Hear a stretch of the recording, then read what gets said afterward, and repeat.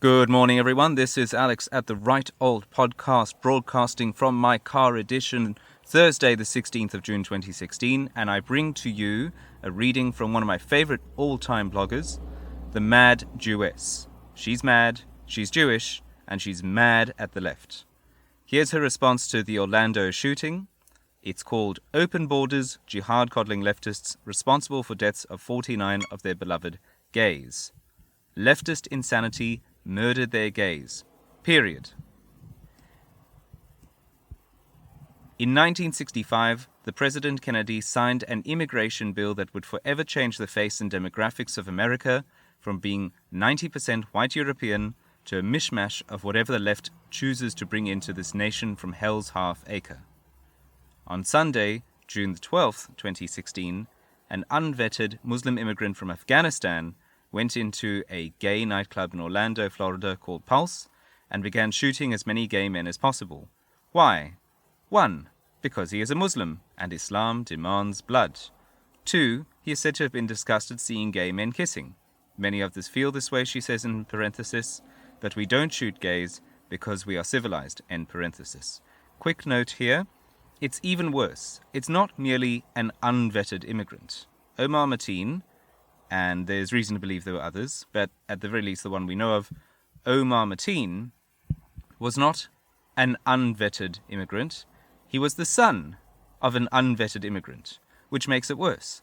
Because it's one thing to say that it's dangerous to let in people from those countries, but there's a certain supposition amongst those who are sympathetic to amnesty and open borders that even if the first generation isn't really compatible with Western values, then at least their children will grow up in the West and they'll become and they will grow up with compatible values. They'll be Americanized or Australianized or somehow Westernized. Wrong. They're even more dangerous. The bombers in London were born in Britain. Attackers all around Europe and all around and increasingly in America are not the people who come in the first generation. They are the children. And so this is something that needs to be taken into account if there's going to be any kind of coherent immigration policy. I saw a comment on my other channel, The Critical G, that said that people, even from Europe, should not have the vote for 3 generations, by which time enough time will have passed for them to be fully vetted, not just on the first generation, but the second and third as well. I think that's a very good idea.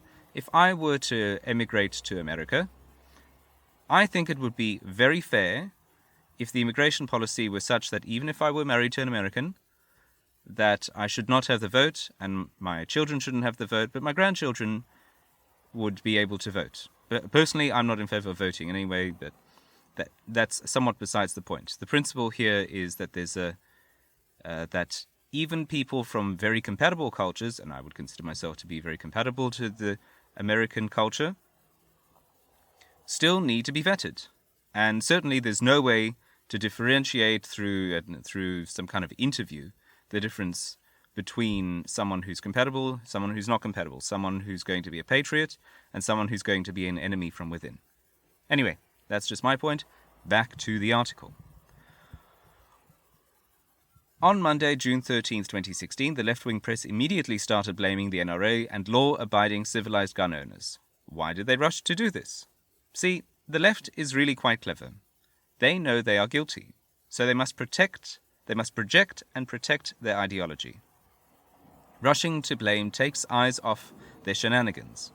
Islam is a mass mess of lunacy. We all know this, and we know how the left loves their jihadists.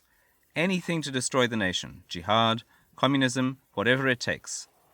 I am not fooled by the left. The left's open border policy is 100% responsible for this Muslim mass murderer. I don't blame Islam entirely. See, Muslims would not even be here if it were for leftists. Now, the left has seen 49 gay men murdered by their policies. Will this change them? Will the deaths of 49 of their LGBT prince gods bring repentance? Don't hold your breath. You can't fix stupid. So that was a comment, that was a blog post from the Mad Jewess recently. I think it was published yesterday. It's on my starred list. If you would like to hear more of this content, please feel free to subscribe, follow the links to our social media pages, and also do let us know in the comments or through the link that we'll provide whether there is something, whether there's a blog post or some other news piece that you'd like us to read and comment on. So anyway, that's it from me. This is Alex at the Right Old Podcast. Stay safe in an insane world. Over and out.